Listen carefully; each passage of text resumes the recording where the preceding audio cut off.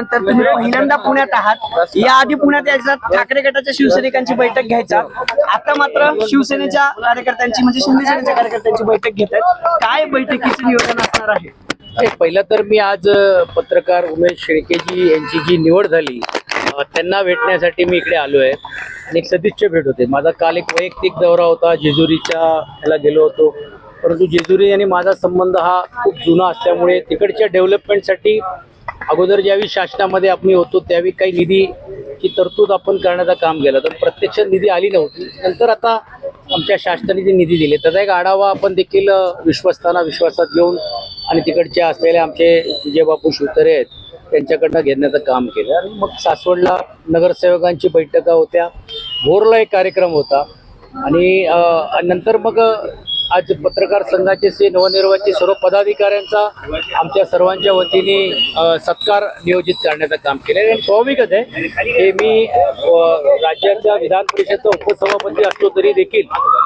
पक्षाचा पण एक कार्यकर्ता आहे आणि अगोदर पण मी शिवसेनेच्या बैठकीसाठी येत होतो आणि आताही शिवसेनेच्याच बैठकीसाठी मी चाललोय.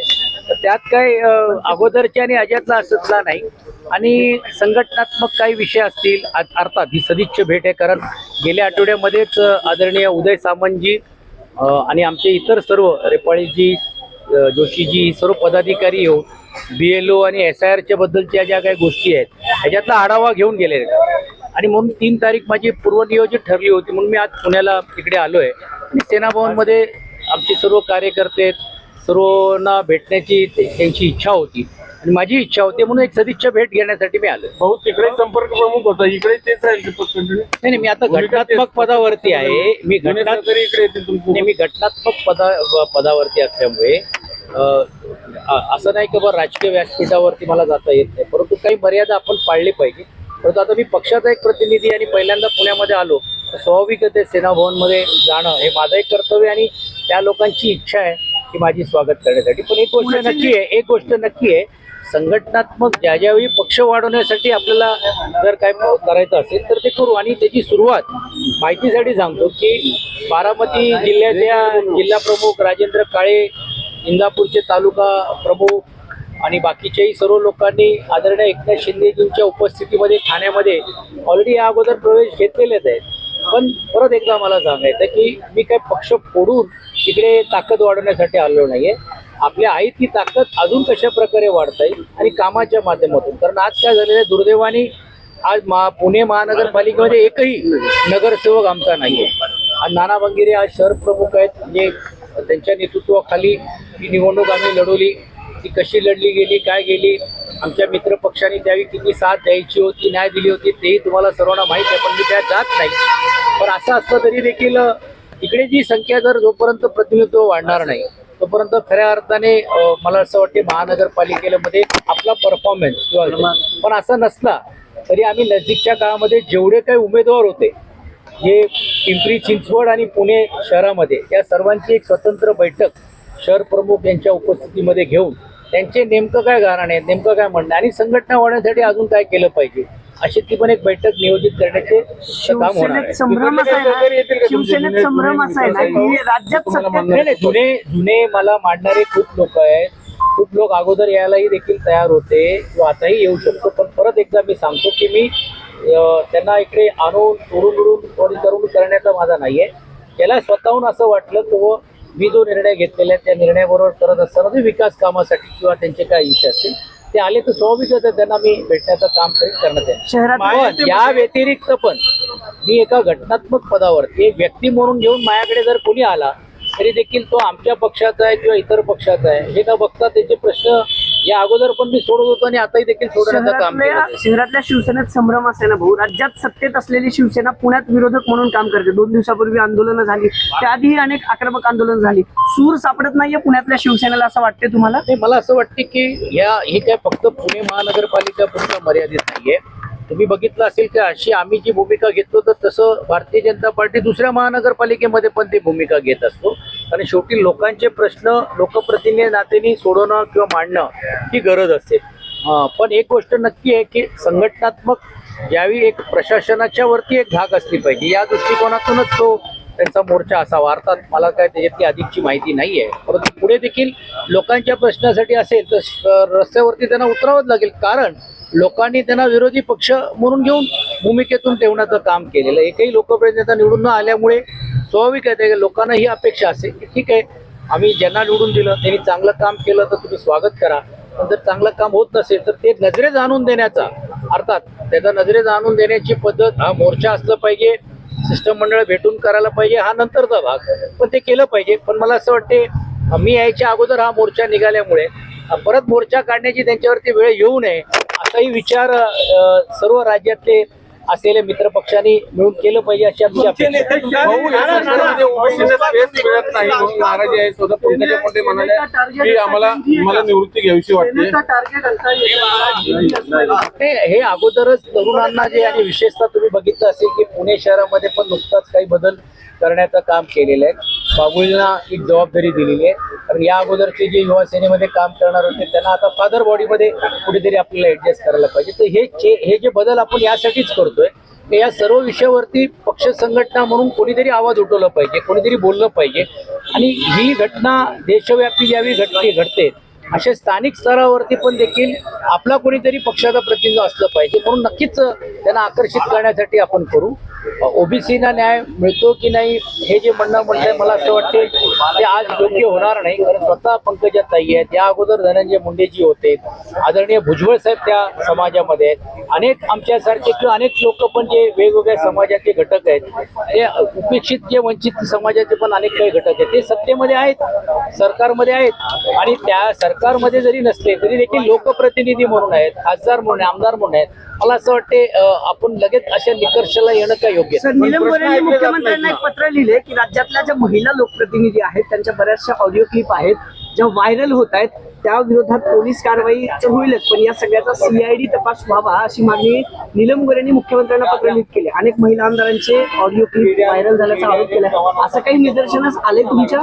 ते मला माहित नाहीये, पण त्यांनी वैयक्तिक स्वतंत्र मागणी जर केली असेल तर स्वाभाविकच त्यांच्याकडे काय अधिकची माहिती आहे. योगायोगाने मी आज पक्षाची बैठक झाल्यानंतर त्यांच्याशी भेटायला जाणार आहे. आमची ठरलेली बैठक होती किंवा भेट आहे. मला वाटते मी अधिकची माहिती त्याच्यात घेईल आणि त्यांना जी यावेळी मदत लागत असेल, माननीय मुख्यमंत्री आणि उपमुख्यमंत्री जे गृहमंत्री पण आहेत त्यांच्याबरोबर चर्चा करून त्याचा निर्णायक आपण लावण्याचा प्रयत्न आपण करू. संजय राऊत जाहिरात देतोय अमित शहा हरवलेले आहेत शहापूरमध्ये सॉरी खड्ड्यात पडून मृत्यू झालाय. हे दुर्दैवी आहे. आज नाशिकमध्ये जी घटना घडते ते जर आज कुठेतरी होत असेल तर मला असं वाटते की जबाबदारी ही स्थानिक प्रशासनाची आहे, आणि स्वाभाविक आहे की अंकुश ठेवण्याचं काम शासन म्हणून घेऊन तिकडचे जे जिल्हाधिकारी असेल किंवा महानगरपालिका आयुक्त करते. पण मला वाटते ते शासनाच्या स्तरावरती तसं चाललेलं आहे. राऊत साहेब म्हणतात की मोदी साहेब आणि अमित शहा हरवलेले आहेत अशी आम्ही जाहिरात देणार आहे म्हणे पैसे. मी आता घटनात्मक पदावर असल्यामुळे राऊत साहेब काय बोलतायत त्याच्यासाठी आमचे पक्षाचे प्रवक्ते आणि इतर लोक त्याला उत्तर देतील. पक्षासाठी काम करताय, मात्र अशी एक चर्चा होती तुमच्यासोबत सुषमा अंधारे सुद्धा शिवसेनेत येणार आहे, असे काही तुमचं बोलणं झालेलं होतं का शिवसेनेत नाव याच्याबद्दल? अजिबात नाहीये. सुषमाताईच्या बद्दल मी जी भूमिका मांडली ही वैयक्तिक माझी भूमिका होती, कारण शेवटी एक काम करणारी ज्यावेळी एक सहयोगी असते आणि त्यावेळी त्यांना पक्षाने कुठचा क्रायटेरिया आहे लोकप्रतिनिधी पद देण्यासाठी, हा प्रश्न मी मांडण्याचं काम केलं होतं. कारण 400-500 पेक्षा जास्त सभा त्यांनी घेतल्या होत्या. एवढंच नाही तर पुण्यामध्ये असेल, बीडमध्ये असेल, मराठवाड्यावर, आणि त्यावेळीच्या शासनाच्या समोर जे काही विषय यायचे विरोधातले ते मांडण्याचं काम केलं होतं. आणि म्हणून मी स्वाभाविक प्रश्न विचारला, पण माझी अशी कुठचीही त्यांची चर्चा नाही. आणि अर्थात वैयक्तिक माझं असं मत आहे, आणि सुषमाताईंची पण अशी काही मानसिकता नाही, ते त्या पक्षामध्येच राहणार आहेत, कारण ते चळवळीतले आहेत. त्यांना अशा गोष्टी करण्यापेक्षा त्यांना असं वाटत असेल की ती लोकांची भूमिका घेऊन करेल, पण किमान आता तरी पक्षाने त्यांना न्याय द्यावं हे अशी माझी अपेक्षा राहील. घोटाळा झाला मुंबईमध्ये आणि उबाटाची जे माजी आमदारांचे सुरेश आहे विश्वनाथ जाधव यांच्यासह तिघांना गुन्हा दाखल झालाय. मुंबईमध्ये वारंवार एसआरएचे घोटाळे समोर येत आहेत आणि या संदर्भात तुमची काय ते मला अजून त्याच्यातली माहिती नाही आहे. अधिक माहिती घेतल्याशिवाय मी त्या विषयावरती बोलणं योग्य होणार नाही. परंतु जसं तुम्ही म्हटल्यात गुन्हा जर झाला असेल तर पोलीस अधिकची चौकशी करतील. रायगडमध्ये सगळं अलबेल आहे का? कारण एका शासकीय कार्यक्रमामध्ये भरत गोगावले यांनी थेट राजीनामा देण्याची मागणी केली होती. कार्यक्रमात गोंधळ झाला, स्वतः बावनकुळे यांना येऊन पुढे येऊन माफी मागावी लागली, काय माहिती? हे काल मी फक्त टीव्हीवरती बघितलं, पण मला पूर्ण ते बघता आलेलं नाही. नाशिकच्या पालकमंत्री पदाची देखील मागणी होती भुजबळ साहेबांना. बॅनर्स पाहायला पाहिजे. पण असं बॅनर्स लावून पालकमंत्री पद किंवा दिलं जात नाही किंवा होत नाही. भुजबळ साहेब अर्थात खूप मोठे नेते आहेत आणि ज्येष्ठ आहेत. काल देखील त्यांनी काही सल्ला आणि सूचना दिल्या. मला वाटते दोन्ही ज्येष्ठ मंत्री आता आहेत ते त्यांच्या स्तरावरती बसून चर्चा करतील. छगन भुजबळ जाहीर नाराजी व्यक्त करतात. नाशिकची अशी नाही, अजिबात परिस्थिती म्हणता येणार यापूर्वी नाही. कधीही झाली नाही असं ते म्हणाले. नाही, तेच म्हणतायत की अजिबात तसं म्हणता येणार नाही. पण जसं मी अगोदरच सांगितलं तर ही जबाबदारी प्रशासनाची, अर्थात प्रशासनावरती अंकुश ठेवण्याचं काम हे त्या जिल्हाधिकारी महानगरपालिका आयुक्ताचे होते. अहिर साहेब, नीटच्या पेपर फुटीनंतर राज्यात ना 3 पेपर सलग फुटले, म्हणजे टीईटीचा तर सगळा घोटाळा झाला. या सगळ्या प्रकरणी तुम्ही कोणाचे फिंगरप्रिंट वगैरे घेणार आहात का? दोषी आरोपी जे आहेत त्यांचे? नाही, हा काय विषय मायाशी संबंधित नाहीये. ते गृह विभाग त्याच्यावर त्याचं उत्तर देतो. ठाकरेंसोबत असताना तुम्ही प्रखर टीका केलेली आहे भाजपवर, निखिल सेनेवर. आता तुम्ही शिंदेच्या सेनेमध्ये गेलेला आहात, काय जुळवून घेताय का आता की? नाही, जुळून नाही, अजिबात नाही. उलटा आता माझी तर भूमिका अशी आहे की मी आता सभागृहामध्ये उपसभापती पद आहे. जिकडे मला असं वाटलं योग्य असेल तर मी शासनाचा निश्चित कौतुक करेल. जिकडे मला असं वाटते की बा काही गोष्टी आपण सूचना देऊ शकतो, तर मला वाटतं ती जी भूमिका मी रस्त्यावर उतरून मांडत होतो, आता सभागृहाचा उपसभापती या नात्याने सरकारला सल्ला देणे किंवा सरकारला विनंती करणे किंवा सरकारकडनं करून घेणे ह्याच्यामधला फरक तुम्हाला जाणवत असेल. आणि म्हणून तुम्ही बघता की आल्याच अनेक काही विषयाला चालना मिळते. मी स्वतः ज्यावेळी कार्यालयात बसतो 8-8, 12-12 तास लोक येत आहेत. यातूनच हे स्पष्ट होत आहेत की लोकांचे जे प्रश्न जे प्रलंबित होते, जे आता शासना स्तरावरती आणले पाहिजे होते, ते आणण्याचं काम मी करणार. त्यांना गद्दार म्हटलं गेलं, पण तुम्हाला असं जेव्हा बघायला गेला लागलं तेव्हा नाही अनेक का? कार्यकर्ते, तुम्ही जेव्हा शिवसेनेत गेला त्यावेळेस अनेक सामान्य कार्यकर्ते सुद्धा म्हणाले की सचिन भाऊ सारखा नेता गेलेला आहे. हळूहळू अनेकांनी व्यक्त केली. त्या सर्वांशी तुमचं काही बोलणं झालं? कोणाबरोबर? सगळ्या कार्यकर्त्यांना नाही, बघा, मी ज्या बरोबर संघटनेमध्ये काम करत असताना मी कुटुंब म्हणून घेऊनच त्या सर्वांबरोबर वागलो आणि जीवातले संबंध आहेत. तर अनेकांचे संबंध माझे काली होते, आजी होते. आणि ते फक्त मी आता ज्या पक्षातून आलो म्हणून त्यांच्याबरोबर नाही. म्हणजे आता ह्याच्यानंतर मला अंकुशराव काकडे भेटायला येणार आहेत, त्यानंतर अजून काँग्रेसचे काही मित्राचे ते येणार आहेत व्यक्ती म्हणून घेऊन. तर मला असं वाटत नाही की ते संबंध निवड फक्त पक्षापुरताच असतात. अर्थात एक राजकीय भूमिका आपण ज्यावेळी घेत असतो, पण राजकीय भूमिकेच्या व्यतिरिक्त राजकीयच्या पलीकडे जाऊन वैयक्तिक संबंध पण ज्यावेळी एक नाता होतो, तो नाता कोणी पक्षात तोडू शकत नाही आणि ते नाते पुढच्या काळामध्ये पण राहतील. पक्षांतर करताना हेच संबंध का तुम्हाला कामी आले? कारण इतरांना गद्दाराचे शिक्के लागले, प्रकट टीका झाली. तुम्ही स्थित्यंतर करताना तेवढं आम्हाला दिसलं नाही. काय रहस्य काय? ते असं काहीच नाही. म्हणजे ज्यावेळी मी एकच वाक्य बोललो होतो की आपण ज्यावेळी येतो त्यावेळी आपण लायक असतो आणि जातो त्यावेळी नालायक असतो, अशी भूमिका कोणी घेता कामा नये. आणि मी परत एकदा सांगतो की 2024ला पण मला ही संधी होती, महानगरपालिकेला पण ही संधी होती.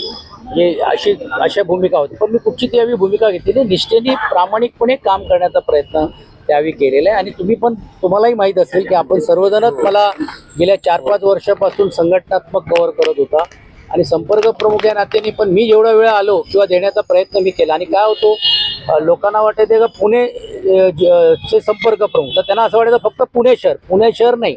मी संपर्क प्रमुख होतो 21 विधानसभेचा आणि 21 विधानसभेमध्ये आम्ही अवघ्या 2 सीट घेतलेत, एक मोकाटेंची आणि एक ग्रामीणमध्ये.